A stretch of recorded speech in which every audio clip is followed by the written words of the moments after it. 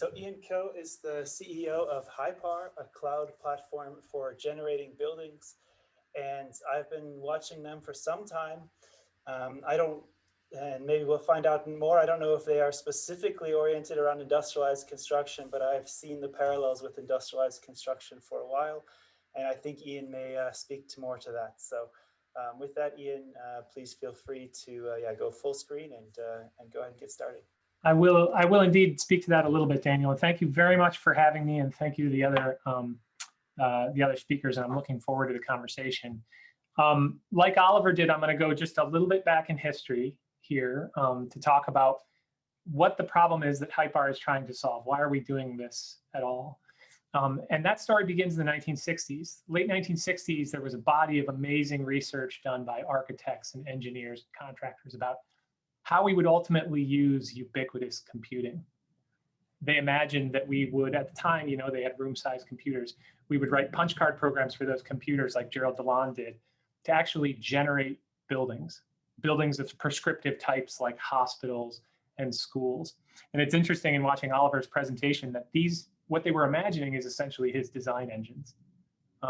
Engines that take inputs with specific constraints on the types of buildings that could be built and then generate the outputs.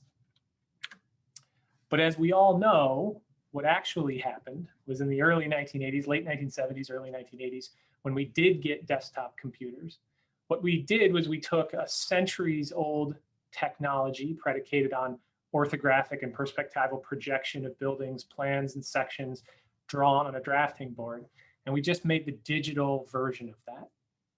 And this was the point at which, in making that decision, we set the course, we set a trajectory for our industry, which we argue we're doing a little bit of work now to get out from under that sort of many years of decision, because we codified sort of the delivery of drawings and these kinds of projections as the way that we deliver buildings. And we didn't take advantage of the growing amount and scale of compute available to us to make those kinds of critical design decisions.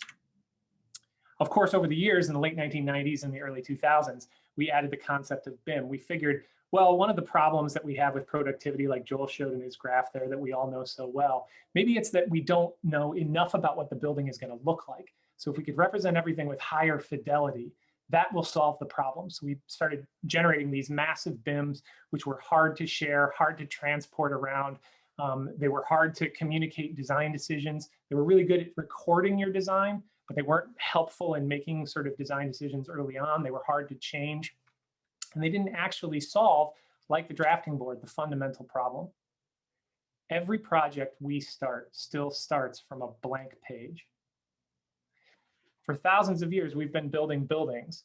For decades now, we've had ubiquitous computing, but we've been terrible at encoding our expertise that's learned over those eras into the tools that we actually use. We've tried. This is a project that I worked on for some time at Autodesk called Dynamo. It's a visual programming language. We started to build our own kind of tools for how we would encode our expertise, externalize our expertise, as the Suskins like to say, into these tools to be used on projects. But the problem is these things don't scale. They're not modular. They're not composable. You make one of these for a project and then you throw it away.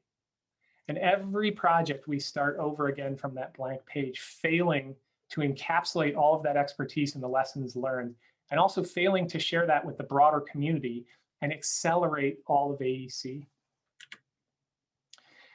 By contrast, the last 20 years in the software world have seen the explosion of open source. That is, you encode your expertise into a tool or a framework, and you share that with the community.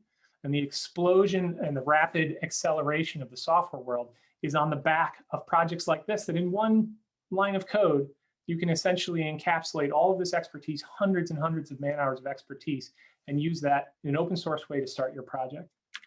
So my co-founder and I, Anthony Hawk, when we started Hypar, we thought the same thing. We thought, what if you could just start a building project in the same way? What if with one line of code, you could say, I'm building a stadium, or I'm building a school, or I'm building a hospital, and you could build on years and years and years of externalized expertise in a system that was available at very low cost and scalable. Well, of course, such a system didn't exist. So we started Hypar with a mission to deliver the world's design expertise to realize better buildings. And there's two components to this. Delivering the world's design expertise. How do you deliver the world's design expertise anywhere on the world to anywhere around the world to anybody who wants to take advantage of it?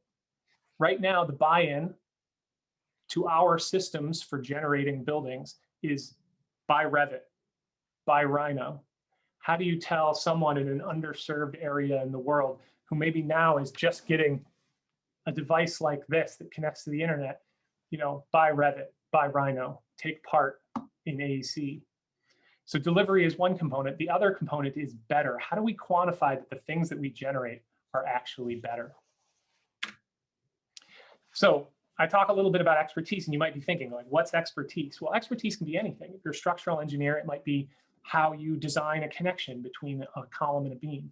If you're a mechanical engineer, it might be how you lay out a duct run. If you are a planner, it might be how you read and encapsulate and externalize a bit of the city zoning code, for instance. I've seen a number of questions come up in the chat on Oliver's presentation. Well, how does this deal with the zoning code and zoning regulations?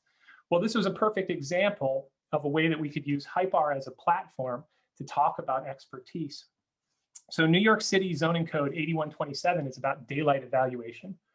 And we have a former planner who works on our team now, former architect now as a software engineer named Serena Lee, who remembered this problem from her practice days and said, this is a perfect example of some expertise that we can encapsulate in a tool to run on Hypar. And basically what the regulation requires is that an architect encapsulates this very complicated code and builds these very complicated visualizations for how their facade is going to pass a daylight evaluation for this particular area in New York City. And of course, the small firms basically don't do this because they don't have the bandwidth to do it. And the big firms build a tool to do this, and then they save it like it's their intellectual property, and they don't share it with the community, right? So we decided to change that. We said, let's use Hypar's web application and Hypar's scalable cloud compute platform, and let's actually make this zoning compliance check available to anybody who wants to use it anywhere. So you can go today to hypar.io. You can try this out. We've linked to it recently in our Twitter as just one example of some externalized expertise.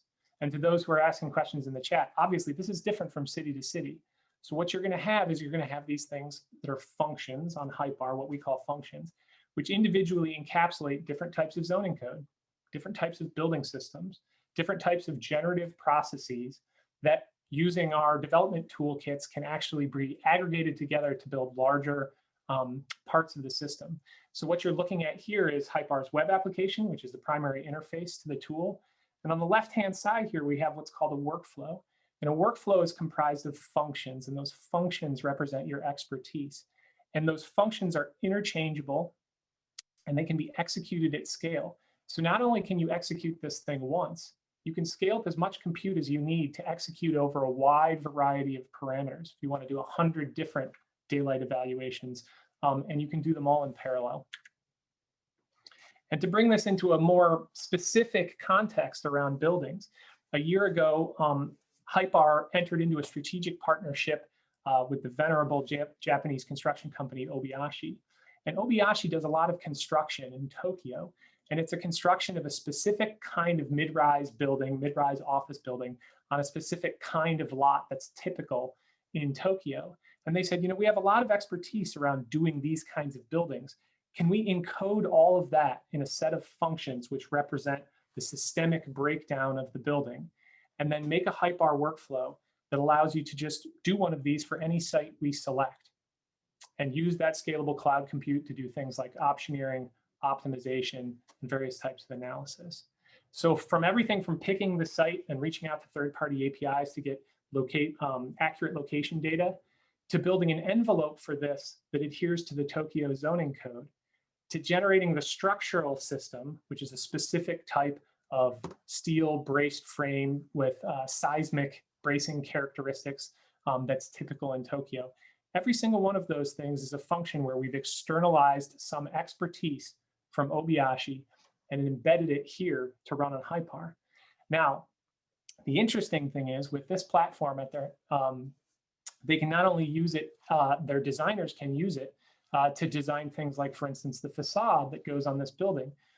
Functions in Hypar can be defined not only using code like C#, they can also be defined using logic that you already have around in things like Excel and Grasshopper. So working together with Obayashi, they're actually generating the functions in here that design the facade using Grasshopper, and we're working collaboratively back and forth, embedding those things in the workflow. And what's interesting to think is once we externalize our expertise like this as services that run in the cloud, we can build new economies for AEC on top of these workflows. At the end of this collaboration, Obayashi is going to make all of these functions available in the Hypar marketplace so that you can access this expertise, actually buy it, instead of engaging them in a consulting relationship, as we've been doing with architects and engineers for hundreds of years, and execute that on your project. And we think that's a really interesting and novel path for our industry to start exploring new business models. And finally, I'll bring this right down to the scale of sort of industrialized construction, working with a large self-perform contractor here in the United States who have developed their own facility for doing prefabricated panels. They said, look, we're trying to use Revit to do this, but it's not quite the right tool, right? Revit's a BIM tool for producing drawings. And we tried to use SolidWorks to do this. Well, that's not the right tool either, because that's a mechanical modeling tool for building snowmobiles and coffee machines. They said, we really want a custom built kind of software that's specific to this problem that we have, which is how do we keep this factory for doing prefabricated panels full of work day and night?